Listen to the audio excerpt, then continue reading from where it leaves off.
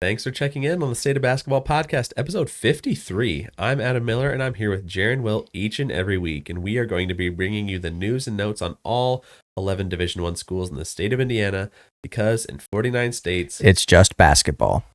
So if you're just, checking in on the State of Basketball Podcast now, we are in the middle of a series where we're previewing every team in the state of Indiana at the Division I level, at least, and the teams we've covered so far in episode order number and alphabetical order, because we're simpletons.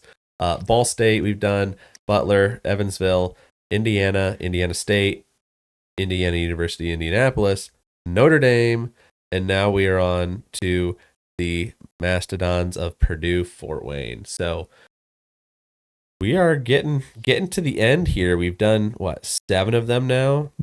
This is episode, preview number 8. And we're going to be talking to the Dons, and this is our hometown team. This one's special to us because we are, not to dox us, but we've said on the show we're from Fort Wayne and we live in Fort Wayne. So the Dons are very, very important to us in our community. So we obviously care about them very much, and as should you. So they're not just some satellite campus of Purdue. They're an awesome, awesome Division I basketball team that has got some real promise this year. Yeah, and I think, you mentioned them being special because they're in our hometown. They're special in a few other ways too. And they were the first program to open their doors to us. Oh yeah. We visited their campus. They were their first program to give us memorabilia, right? We've had this on our wall for as long as time. We have the hat that Adam's wearing that is usually, lately it hasn't been, but for the longest time was tucked inside the collar of this jersey. Yeah, and then we've got this little banner right here. Right there. If you're and I'm sorry if you're listening to this on Spotify or Apple Music, you don't see all these things that I'm pointing to, but I'm pointing to a jersey and a little tiny banner, and then a hat that Adam is wearing. So, and then I think we have a Conchar jersey. We've got a Conchar jersey hanging up in the closet. And they gave us a basketball that is laying around here somewhere. I think I took it out of the room. Maybe. Nope. Adam's got it. So if you're watching, we've got a basketball right here that they gave us. Wow, you perfectly palmed that so that the logo was face up. Without even It's intentional. It's just it was natural. Man. Yeah. It was perfect. So yeah, they're definitely special from that regard. Coach Kaufman has been a huge fan of ours, as we are of him.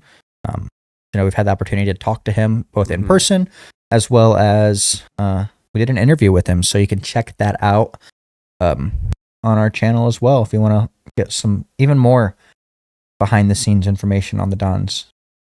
Yeah, for sure. And he's just a great guy for the community. Yep. He does a lot for the community. He really cares about Fort Wayne, and it shows in all the things that he does, and especially in how he's going to be starting this season. I think that shows that he cares about the area and the town. So we'll get into that in a minute, but they're still in the Horizon League. Been in the Horizon League for who knows how many years now. Not a ton, but enough. Yeah. Yep. They're coached by John Kaufman. He's going into year 11, I believe, as head coach. Correct. Yeah. He's been there.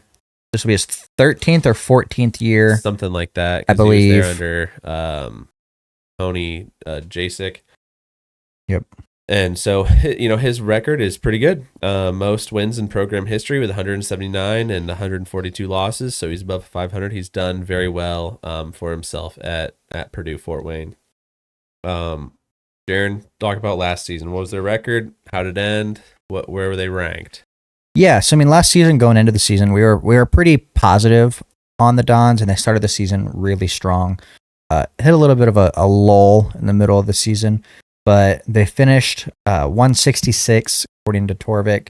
So not bad, I don't think. I mean, that's definitely top 50% of all Division I programs. Yep. And they were 23-13 overall. 11-9 in the Horizon League, and they finished 8th in the conference. I believe they're tied for 8th technically, or tied for 7th technically, but due to tiebreakers, they ended up being the 8 seed in the Horizon League Championship, which is the name of the postseason conference for the Horizon League. They ended up losing in the quarterfinals to the eventual champions, Oakland. So their loss gave us a Kentucky loss in the NCAA tournament. Yeah, no one knew when Purdue Fort Wayne lost to Oakland that that was going to be the thing that got the ball rolling for the coaching carousel to open up this off season and shake up college basketball in quite a major way. So thank you, Dons, for setting being the first domino and to get the roller coaster going. Yeah, but last but not least, they also lost in the CIT championship to Norfolk State 75-67. And they had like a bad shake in that one where they had to travel really far, but Norfolk State had back-to-back home games. And, you know, if they don't have to do that, I think that they probably win that one. And that, you know, we're talking about a second champion from the state of Indiana, the first being Trine, obviously, but a runner-up, just like another team in our state. So different tournament, but another runner-up. You know, just like 2 other teams in our state. Oh yeah, you're right. So you know, the 8th in the Horizon League was a little bit surprising if you watched how the season started out, and you alluded to that when you were talking about how they kind of hit a lull. There were just a couple of games down the stretch of the conference season where they were up and then just gave away leads, and I think that part of that is just due to young team, right? They're pretty young. Most of their guys are pretty young together. Not necessarily age-wise, but definitely together from a togetherness perspective. They had a lot of newcomers to start last season, all of them back. So that's pretty awesome. Yeah, they returned everyone. Well, we'll get into that. We'll get into that in a second. So let's talk about where they are in preseason. And interesting thing here is that their preseason ranking is lower than where they ended last season. They finished last season 166, and they're projected to be 181 this year, and that just seems like off to me. Yeah, I had to like double check that several times when I was looking at it when our intern gave us the run sheet. I just didn't trust it at first. Yeah, you're like, no way did they go down. Yeah, and I don't understand. I mean, it's all metrics based, right? Like, there's got to be something off. Did they not add transfers like other people? So then, I don't really know. I think that 181 is very much underestimating what the Dons are going to be able to do this season for sure. Definitely. So let's just talk about where he has his algorithm has them, because like you, I couldn't believe that our intern gave us this information that it was actually correct on the website. He has them going 18-12 in the season with 12-8 in conference, which is what, 4th, but tied for 2nd. So there were 3 teams tied for 1st at 13-7. Then 3 teams tied for 2nd at 12-8. And this is the same thing we talked about on, I don't remember if it was like which episode it was, but like maybe it was the Indiana episode, because there were so many teams like, you know, projected to be up at the same spot. They're all such close projections, and there will be a team that goes like 5-15, you know? Yeah. There will be a team that probably goes 15-5, and you know, maybe we're talking about him, but who's to say? I don't know, man. Our intern, I guess, he's the one who writes all this. But I just think I just don't like these projections, these preseason projections for the Dons, because I don't think that they're fair to the amount of production that they're bringing back. And let's talk about that production. Absolutely. So they return 4 of 5 starters. The only other starter that didn't return graduated. So nothing you can do about that. But those 4 guys are Rashid Bello, who's a 6-foot senior guard. He was first in the league last year in steals at 1.9 steals per game. He had 67 total steals in the season. pretty impressive. He was also third in the league in assists per game at 4.3. And then he was the second leading scorer on the team at 14.9 points per game. Jalen Jackson. Hey, 1 second here. Yep. I don't know if they've done it yet. Have they had their media day yet? Yes. Okay. Yes. I believe so. If he wasn't, if Rashid wasn't preseason player of the year, then the polls are wrong. Yeah. Because he's the best guard in the league, and he is the best player in the league. Easily. So if he wasn't, he should have been. And so I think that you're looking at a team led by who will be, in my mind, the player of the year in the Horizon League. I think without a doubt. Yeah. And then the next guy you're going to talk about can be in that discussion too. Yeah.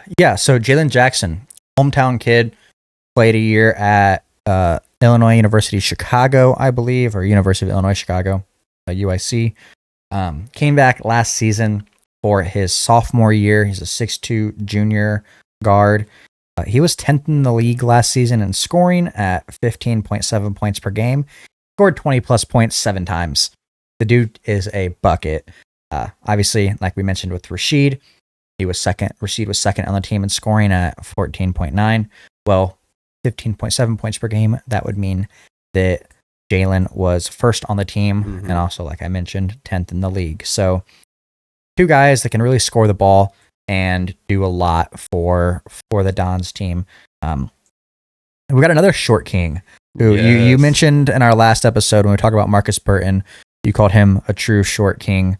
Well, Quentin Morton Robertson, true short king. He's 5'8", the 5'8", fifth-year guy. He's a guard. Obviously, if his height didn't allude to that for you, he was 34th in the nation and number 1 in the Horizon League last season in 3-point percentage. Didn't realize that. I'm gonna be completely honest. Until looking over our notes, he was a 40.4% 3-point shooter. But like we said, in several episodes, if you're above 35%, you are a good 3-point shooter. If you are above 40%, you are considered elite, and you fits that, right? 34th in the nation, and number 1 in the Horizon League, which is interesting because the world was introduced to a guy named Jack Golke during the NCAA tournament. You're thinking, okay, how was he not the leading 3-point shooter in the Horizon League? Well, he was in terms of volume, not percentage. He is Q was the 21st, shot the 21st most threes in the nation at 105. He was second in the league behind Jack Golke, who shot 137 because I think he only had like 145 shots all season last year. Yeah. And all of them were threes except for whatever the difference, like nine total. He also played more games. He also did play 3 more games. At least, yeah. Might have been 4. Well, they lost to them in the quarterfinals, so then they played the semis, the finals, and then the NCAA tournament game. And he shot, didn't he shoot like 20 in that Kentucky game alone? Yeah, that's valid. He probably was leading until that. Yeah, that's fair. So Q is just a knockdown shooter. Baby. So they've got a strong backcourt and this returning and Rashid, Jalen, and Q. Find me a better backcourt in the league. Like, you can't. No. I mean, proven at least. Yeah, it's proven. It's a small lineup. I don't care. I'm picking them over any other backcourt in the Horizon League for sure. Especially when you have a guy in your front court who is, as we've said numerous times, the hardest working man in America. That's right. Eric Mulder, who's a 6'8" junior forward. He's 13th in the nation last year in 2-point field goal percentage at 69.5%. Efficiency in Fort Wayne, baby. He's very efficient. Then he was also 28th in the nation in offensive rebounds per game at 3.34. He's a dog, man. I He's a mean, dog. Makes close baskets, recovers, rebounds close below the rim. The dude he can jump out of the roof. He doesn't care where he lands, how he lands. yep, he's going for the ball, and that's his only thought in his mind. Yep. And if you listened to, I think it was said on air when we were talking to Coach Kaufman about him and about the stuff that he loves. I'm just picturing the hardest working man in America T-shirt. It's him.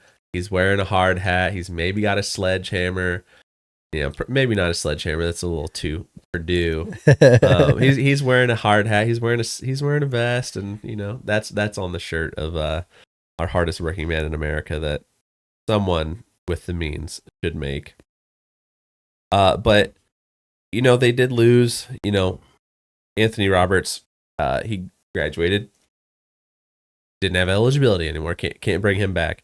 But they bring in some, other people. They bring in Chandler Cuthrell from UTSA. He's a 6'8" senior forward. He had 15 minutes per game last year and almost 5 points and 4.5 rebounds. So, a nice piece that we can see fill out that front court. I'm not sure who's slated to start. I would guess probably Maximus Nelson is probably slated to start at the 4.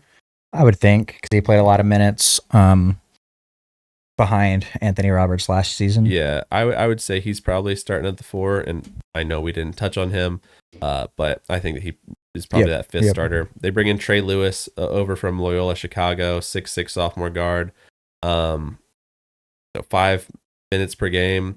Be a backup guy for sure. Yeah. Try and give those 3 guards who I expect to play a lot of minutes some needed rest.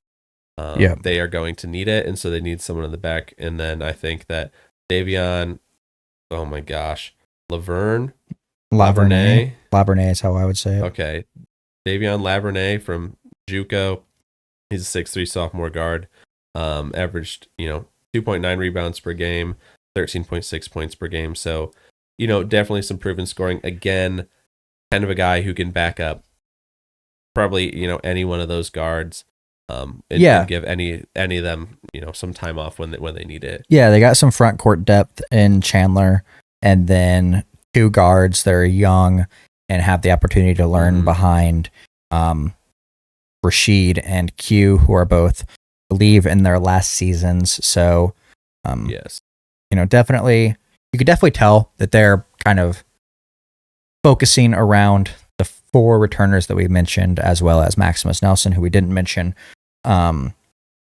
So definitely, positive things to look for there. Yeah, they've got a very strong starting 5, and they've got some solid pieces to back them up. So they also bring in freshman Mason Shrout and Jordan Lomax over. So, got some young guys coming in to kind of learn some this year and come in and take a a bigger role next year. Yep. Let's talk about their key games, Jaren.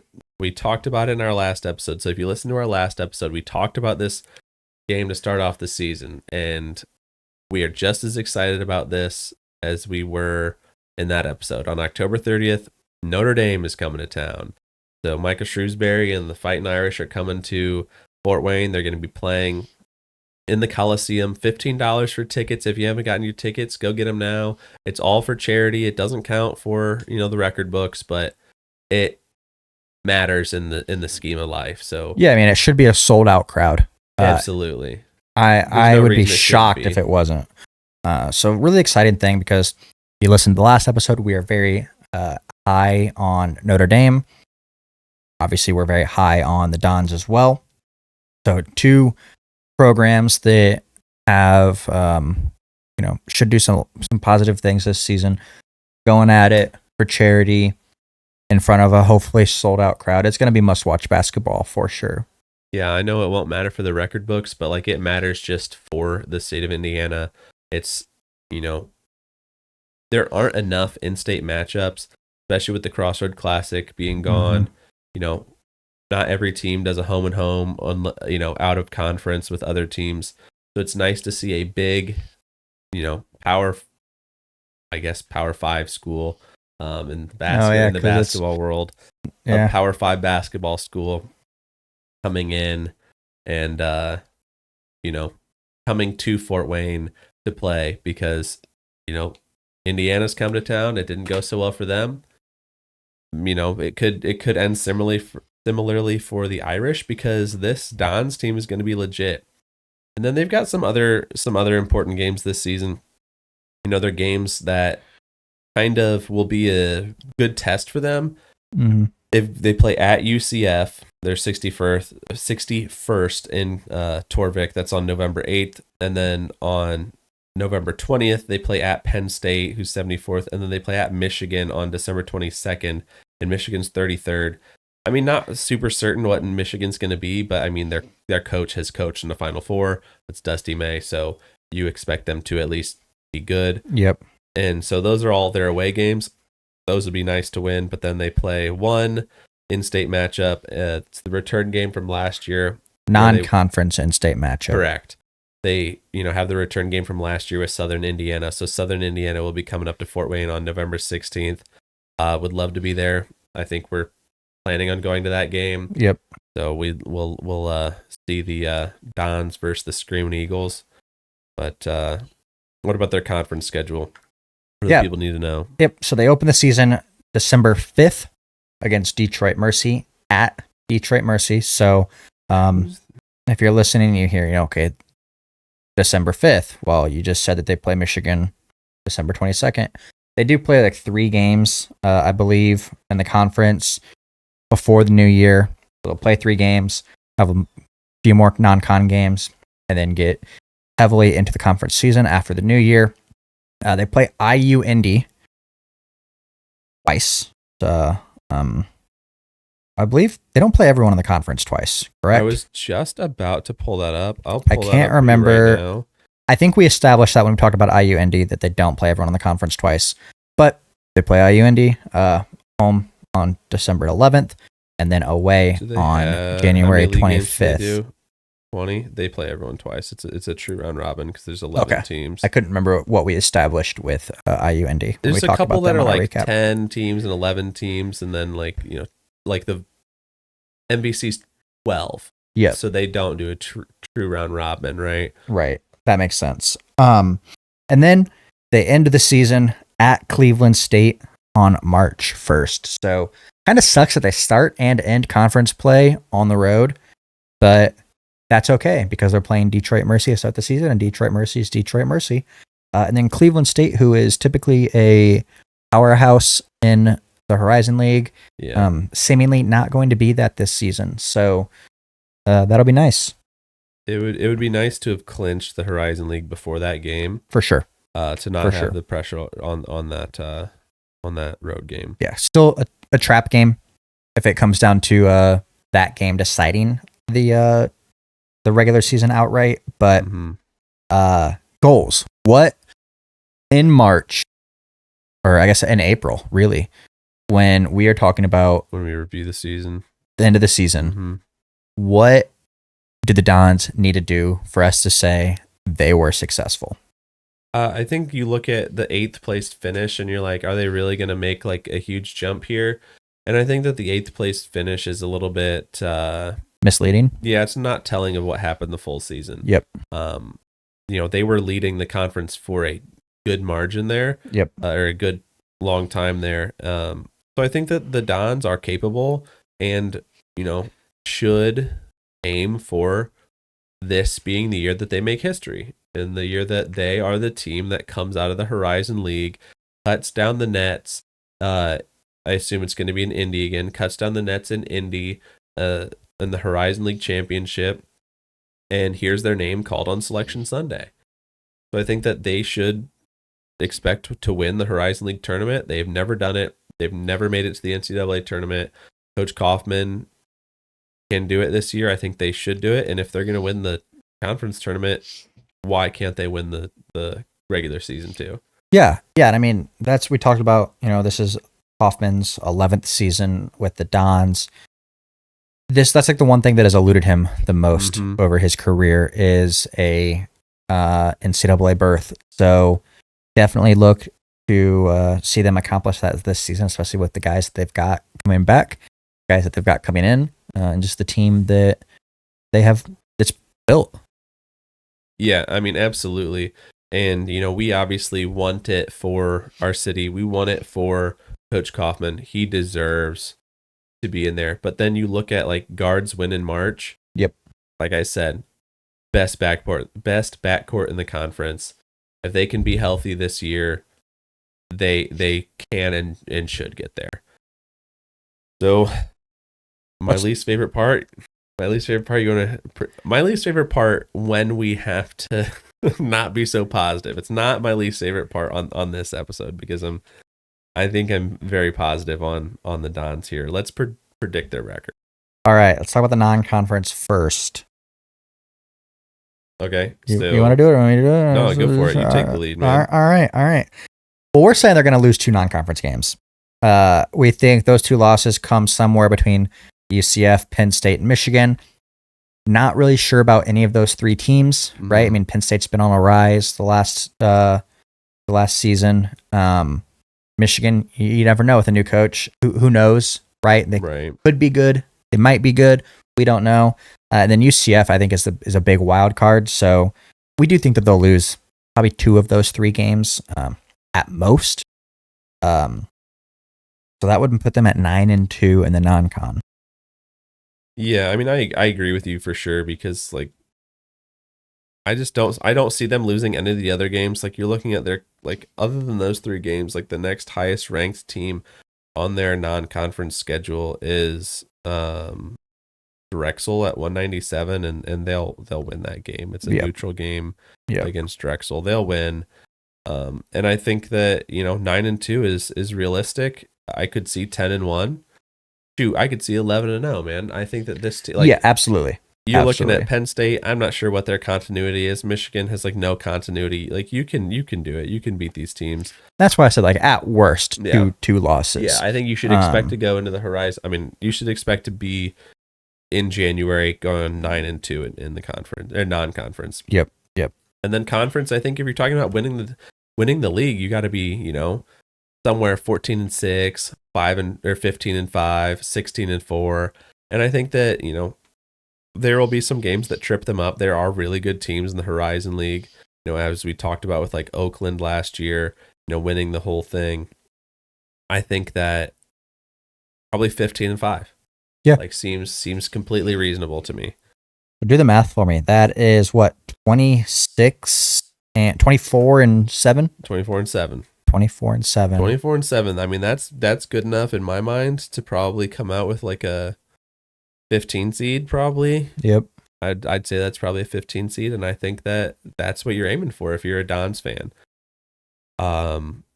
Stay healthy. You've got Coach Kaufman on the sideline. You've got an awesome charity game coming up. You've got hopefully a more what we think will be a more intense rivalry, a more competitive rivalry with IU Indy. Yep. You got a fun non-conference game against the Southern Indiana team that we haven't talked about yet, but we think can make some noise this year. So you've got a good season approaching, and you've got an opportunity to do something that has never been done in the history of your school. Yeah, absolutely. We're definitely excited about the Dons this season. But you got anything else? Just go Dons, man. Go Coach Dons. Ride the wave. Yeah, ride the wave. Thanks for your support. We will catch you on October 30th, and then we'll definitely catch you again on November 16th as well. Yep. Well, the clock is showing quadruple zeros, so it's time for us to get out of here. Thanks for checking in on the State of Basketball podcast. We will see you next time. And remember, in 49 states, it's just basketball.